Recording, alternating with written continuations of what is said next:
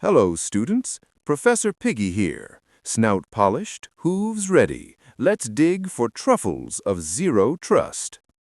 For many years, network security worked like a medieval castle with big stone walls, a deep moat, and one main gate.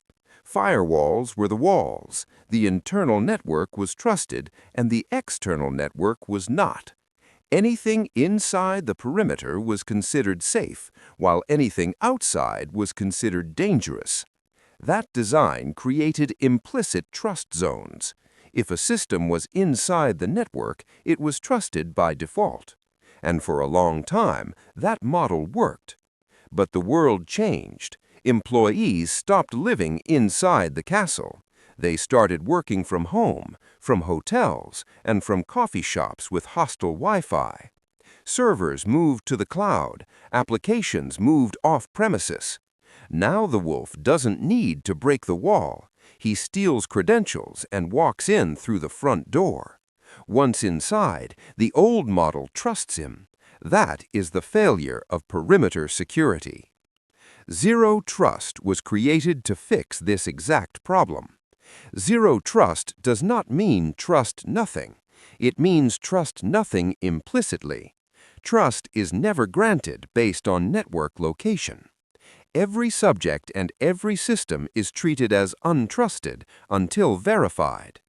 Imagine a high-security pig nightclub. In the old model, if you passed the front door, you could roam freely. The VIP lounge, the DJ booth, the snack table. One check, unlimited access. That is an implicit trust zone in the data plane.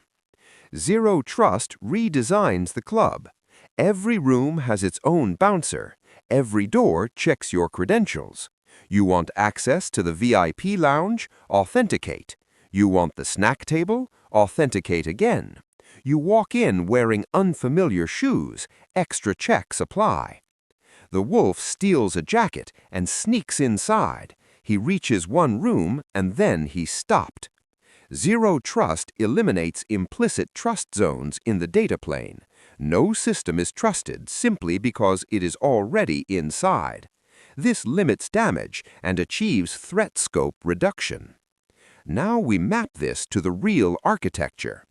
Zero Trust network access focuses on identity, not IP address, and not network location. Access decisions are policy-driven. They are based on rules, not assumptions.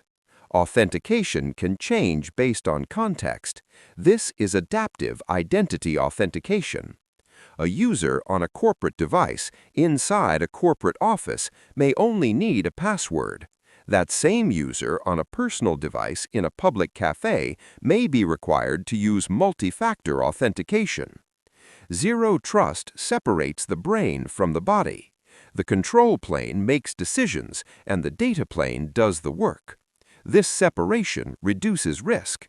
Even if the wolf compromises a system, he cannot reconfigure the network. The control plane contains decision systems. The policy engine evaluates requests and applies enterprise policy. It grants, denies, or revokes access. This is policy-driven access control. The policy administrator communicates those decisions to enforcement systems.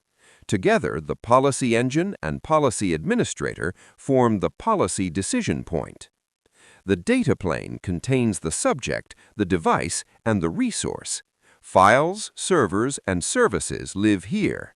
Between the control plane and the data plane sits the gatekeeper, called the policy enforcement point. The PEP enforces access decisions, but it does not create policy. It is the only component allowed to cross between planes. Now let's zoom out further. Organizations wanted zero trust everywhere, combined with networking and delivered from the cloud. This leads to Secure Access Service Edge. SASE is a cloud-based security architecture built on zero trust principles. It integrates networking and security services, such as firewall as a service, secure web gateways, intrusion prevention, anti-malware, cloud access security brokers, and data loss prevention. SASE often integrates with software-defined WAN to provide optimized routing alongside security enforcement. Zero Trust controls access, while SASE delivers it at scale. Exam alert! Zero Trust does not mean no trust. It means no implicit trust. Implicit trust zones are removed from the data plane. Access decisions are identity-based and policy-driven. The policy engine decides, the policy administrator communicates, and the policy enforcement point enforces.